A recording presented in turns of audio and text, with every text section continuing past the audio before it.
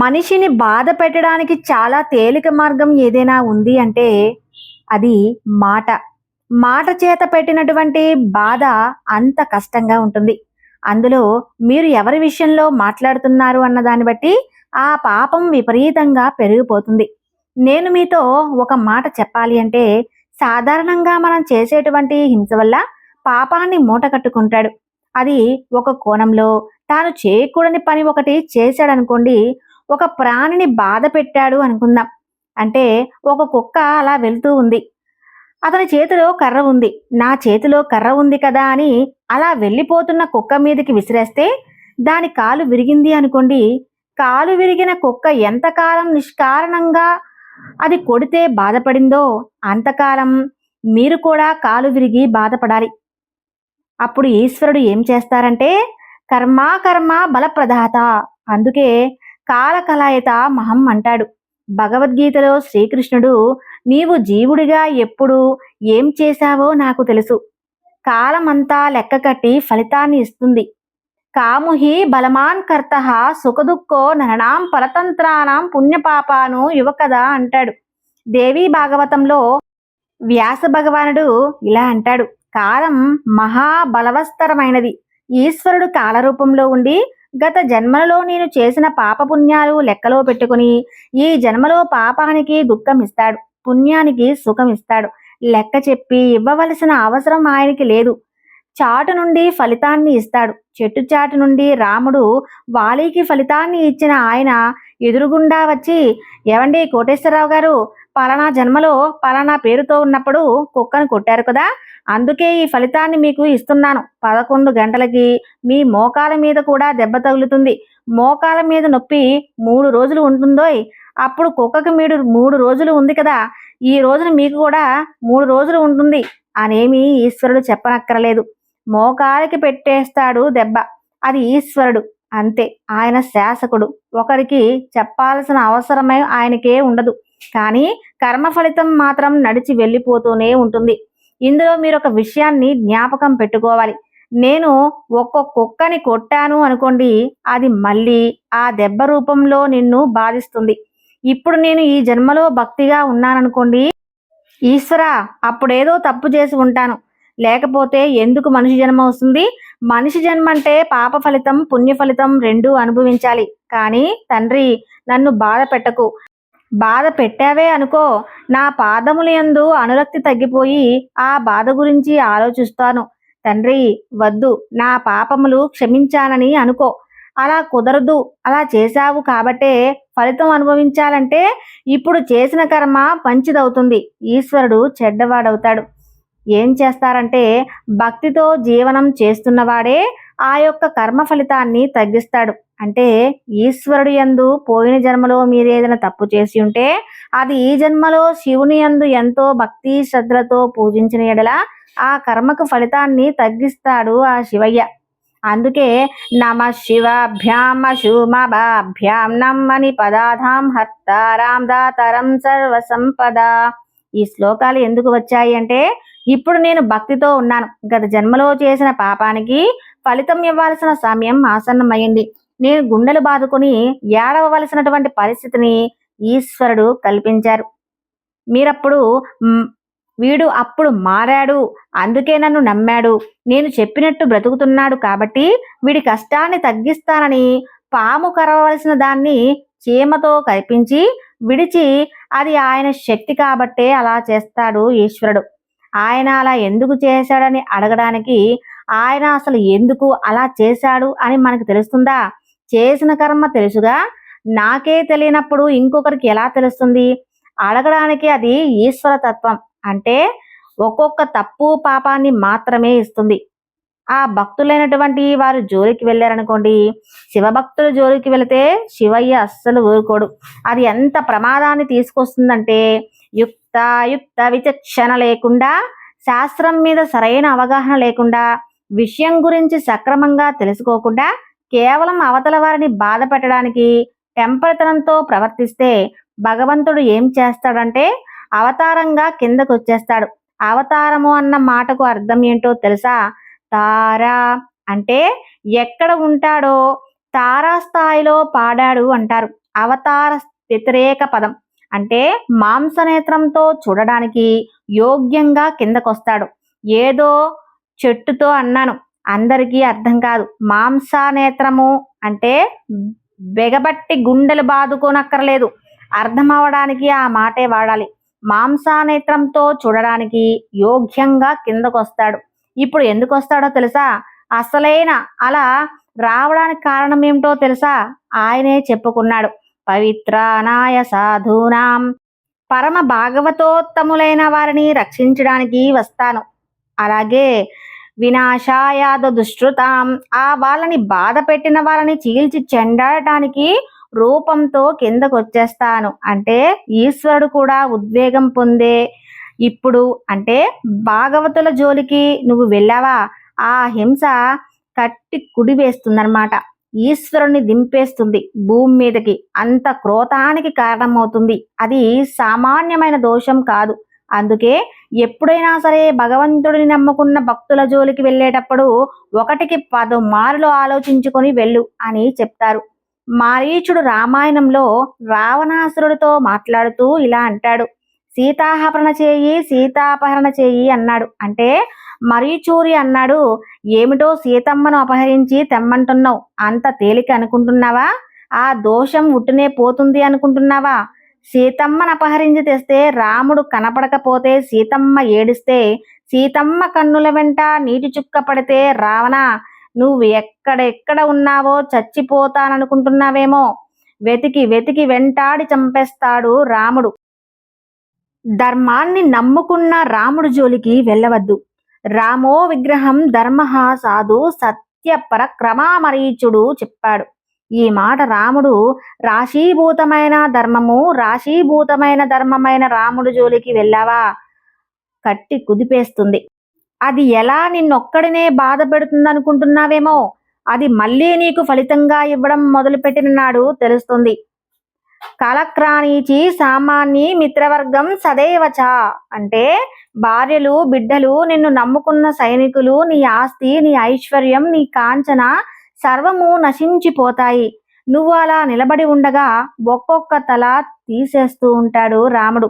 ఒక్కొక్క తల అలా తిరేస్తూ ఉంటే దేవతలందరూ వచ్చి పైన నిలబడతారు. నిలబడి శభాష్ అని సంతోషిస్తారు.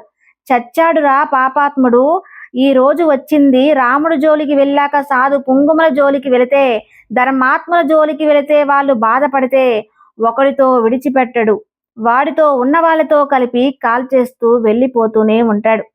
అందుకే బాధ పెట్టవద్దు.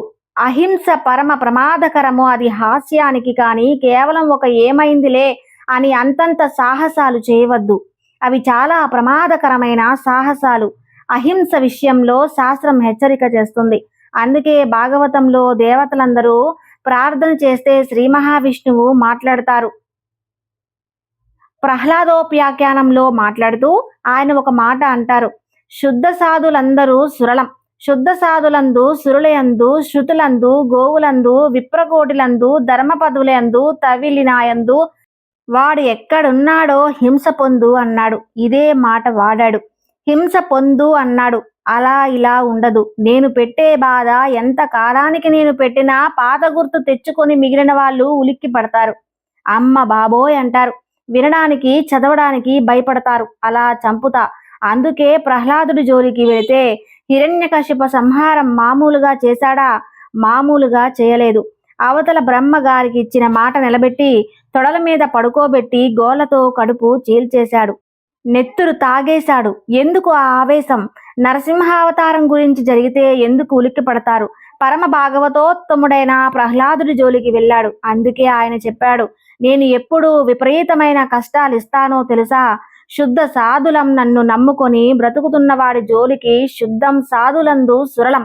దేవతల జోలికి వెళ్ళి అదే పనిగా దేవతల్ని నింద వేసి శుద్ధ సాధులను శుద్ధరలియందు శుతులియందు గోవులందు గోవుని హింస పెట్టిన, గోవుని సంహరించిన, గోవుని కొట్టిన, గోవుని బాధ పెట్టిన, విప్రకోటియం వేదం చదువుకొని భగవంతుడిని నమ్ముకొని పరమ భక్తితో జీవనం చేస్తున్న వాళ్ళ జోలికి వెళితే ఎటువంటి బ్రాహ్మణులను విప్రకోటియం ధర్మ పదవి ధర్మం జోలికి వెళ్ళి ధర్మాన్ని పాడు చేస్తే తవిలి న్యాయం చిట్ట చివరికి నన్ని ధిక్కరిస్తే తవిలి న్యాయం వాడెన్నడను హింస పొందువాడు ఎప్పుడు వాడు జల్లుకెళ్ళి వాడిని పాడు చేస్తాడు. ఆనాడు వాడు హింస పొందుతాడు. అంటే విడిచిపెట్టనున్న మాట ఉండదు. వాడు పడిన కష్టాలు జ్ఞాపకం తెచ్చుకుని మిగిలిన వాళ్ళు ఒళ్ళు తెరిచేటట్టు చేస్తాడు. తస్మాత్ జాగ్రత్త అన్నాడు. అందుకే హింస చేయటం అనేటువంటిది పరమ ప్రమాదకరమైన హింస. పెద్దలైనటువంటి వారు, భగవతోత్తములైనటువంటి వారు వారి జోలికి వెళ్ళేటప్పుడు 1కి 10 మార్లు ఆలోచించి వెళ్ళాలి. లేకపోతే అక్కడ లేనటువంటి కష్టాలన్నీ వస్తాయి. అక్కడితో పోదు. శాస్త్రం చెప్పిన మాట ఏమిటో తెలుసా?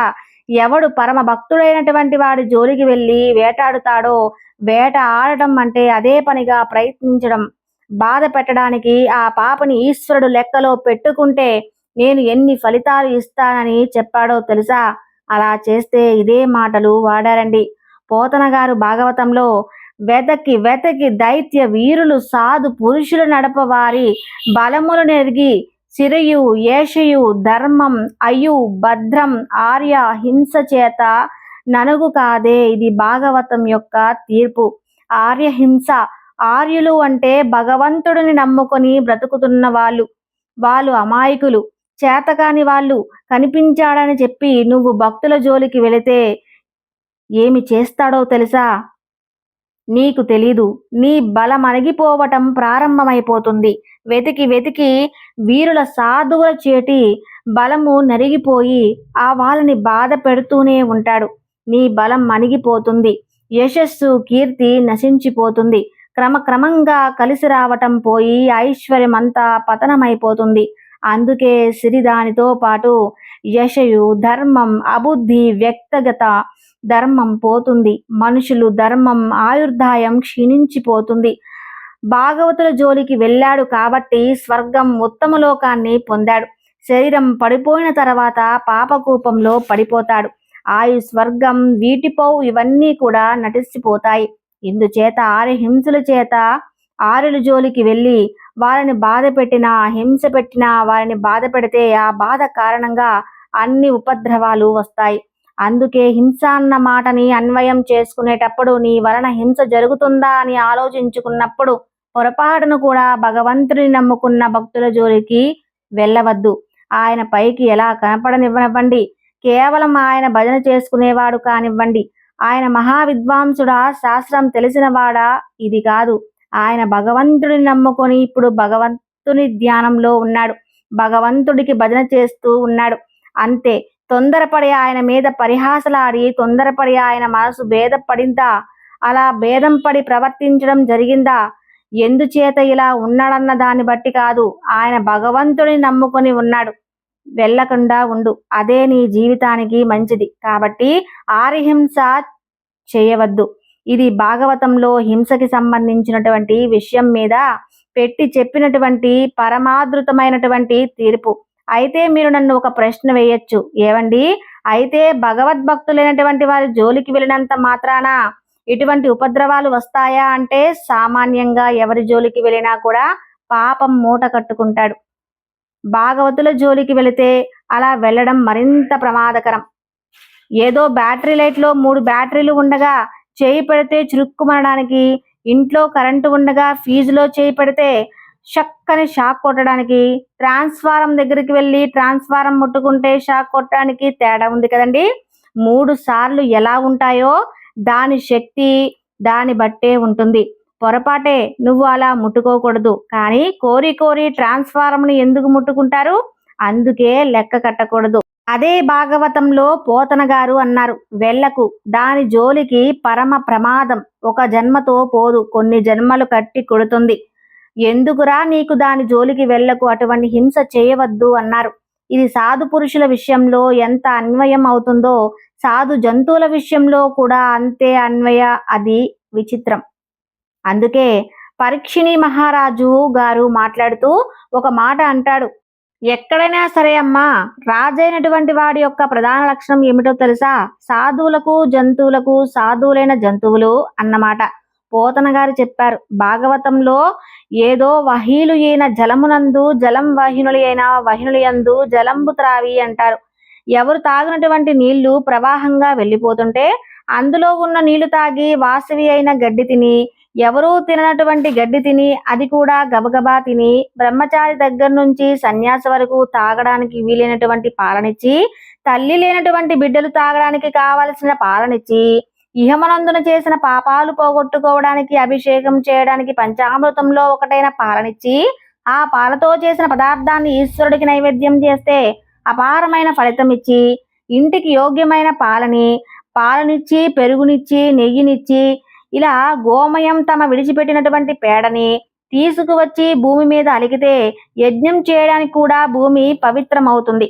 అటువంటి పాడిని ఇస్తూ, పంచగవ్యములతో ఒకటైనటువంటి మూత్రాన్ని ఇస్తూ, నీకు అక్కర్లేని గడ్డిని నువ్వు తాగని నీటిని తాగి, నీకు ఇహమునందు పరమనందు పనికొచ్చేటువంటి ఇన్నిటిని ఇస్తున్నటువంటి పరమసాధుమూర్తి ఇటువంటి గోవుని బాధ పెడితే దాని అర్థం సాధువులకు జంతువులకు అంత మనం అక్కరలేవని పుచ్చుకొని, మనకి ఇహము తరము ఇంటిని కల్పించగలిగినటువంటి అద్భుతమైన పదార్థములను ఇవ్వగలిగినటువంటి జంతువులను బాధ పెడితే నిష్కారణముగా ఈశ్వరుడు అంగీకరించాడు. అందుకే రాజు ప్రధాన కర్తవ్యం అనేది ఏమిటి అంటే, అటువంటి జంతువుల జోలికి ఎవడు వెళ్ళారో వాళ్ళని బంధింపచేయాలని చెప్పారు భాగవతం వాళ్ళని వెంటనే అలా బాధ పెట్టకుండా నిద్రించాలి. అలా చేయకపోతే నేను వింటలేను.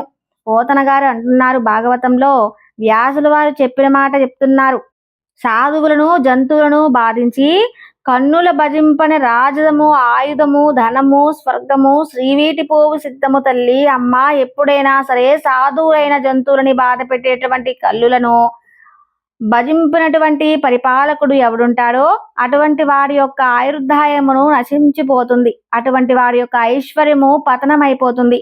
అటువంటి వాడికి శరీరం పడిపోయిన తర్వాత ఊర్ధలోకవాసం ఇవ్వరు. అందుకేనమ్మా లోకంలో దుష్టజన నిగ్రహం శిష్టజనాలు గ్రహములకు షష్ట విధించిరని పురాణ దష్టతలు చెప్పెదరు. ఇది సత్యము తల్లి అంటాడు. ఒక రాజు ఏం చేయాలి అంటే, దుష్టులైనటువంటి వారిని భజించాలి, సాధు పురుషులైనటువంటి వారిని రక్షించాలి. దుష్టులను భగించి శిష్టులను రక్షించకపోతే ఆ రాజు పని పేరు తెచ్చుకోలేడు. ఆయన భగవంతుని చేత అనుగ్రహింపబడలేడు. అందుకే హింస అన్న మాటలో ప్రభువు దగ్గర నుంచి సామాన్యుడి వరకు కర్తవ్యమంతా నిష్ఠతో చూసుకోవాల్సినటువంటి అవసరం ఉంటుంది. ఇది నేను చెయ్యాలా చేయకూడదా పరమ జాగ్రత్తగా చూడాలి. నిష్కారణంగా మాటలతో బాధ పెట్టడం అలవాటు చేసుకున్నాడు అనుకోండి, దానికి బాధ పెట్టడమే ప్రయోజనం తప్పించి అందులో ఏదో శాస్త్రం చెప్పడం లేకపోతే ఏదో మంచి విషయాన్ని మాట్లాడటమో అది కాదు. కేవలం అవతల వారిని బాధ పెట్టడమే ప్రయోజనంగా బాధ పెట్టాడు అనుకోండి, తన మాట చేత అది పరమ ప్రమాదకరమైనటువంటి విషయం. అటువంటి పనులు చేయకుండా ఎప్పుడూ కూడా వాక్కుని నిగ్రహించుకోవాలి. అందుకే ఆ వాక్కు మీద అటువంటి నిగ్రహ శక్తి లేనివాడు ఎవరు ఉంటాడో వాడి మాట వలన ఎంతమంది బాధపడతారో అటువంటి వారిని పరమేశ్వరుడు కూడా శిక్షిస్తాడు. మాట్లాడేటప్పుడు కూడా ఆచితూచి మాట్లాడాలి.